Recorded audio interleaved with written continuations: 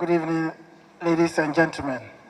I'm here to present to you a message from the Minister for Works and Housing, the Honorable Francis Asenso. Mr. Chairman, my very good friend, distinguished invited guests, friends from the media, ladies and gentlemen. It gives us a joy to be here this evening to be part of the 14th edition of the Ghana Property Awards. I'd like to add my voice to the organizers of this event in welcoming you all. I wish to also commend them for this important event. We'd like to congratulate the leadership of the Ghana Property Awards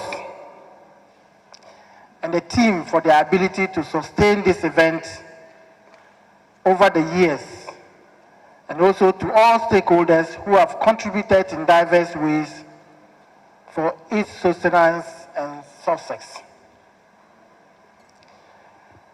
Distinguished ladies and gentlemen, the importance of our homes to us as individuals cannot be overemphasized. To many, it is more than just a roof over our heads and a place to live and rest. Our homes means much more to us than just shelter. It is the center of the most important relationships that evolves on our lives. It is the place where we raise our families, receive our friends, and our neighbors.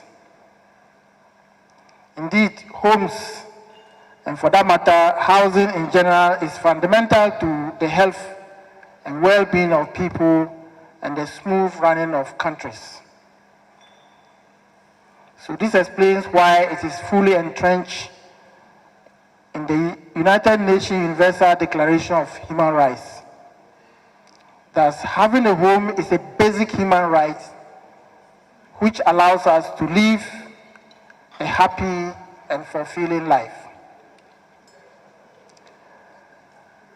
Notwithstanding these attributes, the growing housing market that is expected to supply these homes for Ghanaians is saddled with a lot of challenges that eventually make home ownership very complex and also expensive venture for most of our citizens. The cause of these complexities are not far-fetched and can be attributed to our unpreparedness over the last few decades to meet the challenges that urbanization and population growth present to us. Certainly, we must all take stock of how our housing sector is being developed and prefer sustainable solutions which will contribute sustainable developing the sector, as well as contributing in making our cities inclusive, safe, resilient, and sustainable, as the United Nations Sustainable Development Goal 11 enjoins us to achieve. Significantly, the creation of a sustainable housing market requires both the government, the private sector, and academia to consider researching into sustainable designs and appropriate building materials that will help reduce construction costs and create access to housing for majority of the Ghanaian population. Distinguished ladies and gentlemen, Ghana's current urban population stands at 57% of the total population, with an urbanization rate of 5.8%. As a result, housing has become one of the critical development needs facing us as a country. Again, statistics from the 2021 Population and Housing Census indicates that although the sector has presented strides of growth over the medium term, with an estimated level of housing deficit reducing from 2 million to 1.8 million housing units, the housing delivery system has failed to meet the needs of the low to middle income groups. That same report also reveals that approximately about 12.7% of the total structures counted were vacant housing units, giving a clear indication that our housing supply have outpriced the average person in Ghana and failed to address the housing needs of a significant segment of our society. So the irony is, we have a housing deficit of 1.8 million housing units, but we have about 12% or so houses that are also vacant because people cannot afford to buy those houses. So it is for this reason that the government has prioritized the delivery of affordable housing units over the medium term, and further to desire to institute a pragmatic approach to address the affordability gap and increase access to various affordable housing and thereby reduce the housing deficit. In doing so, our ministry intends to create an enabling environment to induce the private sector investment and engender the mobilization of capacity of the not-for-profit sector towards meeting the needs of the lower income households.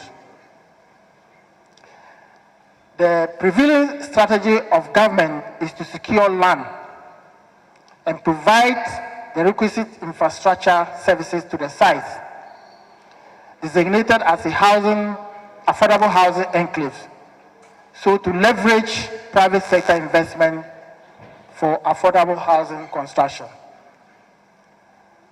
So the government intends to have some land banks designated for affordable housing and expect the private sector to come in to invest in it. We will as well provide the infrastructure, electricity, water, and the roads to those sites.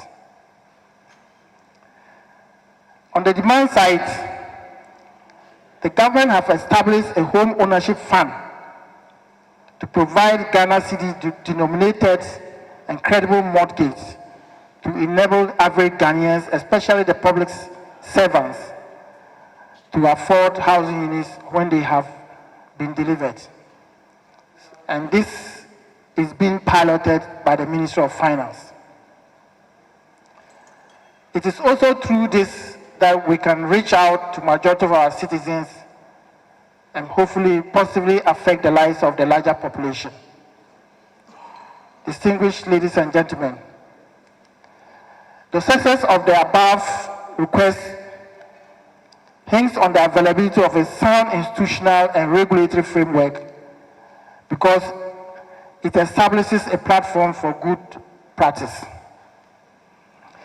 For this reason, the Ministry of Works and Housing have initiated the process to establish a Ghana Housing Authority, which have the mandate to regulate, plan, develop, and manage housing development in the country. The objective of setting up this authority is to decouple the planning, development, and management of housing projects of the ministry from its core mandate of formulating, coordinating, and monitoring implementation of policies. Certainly, this will streamline the transformation from policy formulation, coordination, and monitoring through the successful implementation of government-led housing program.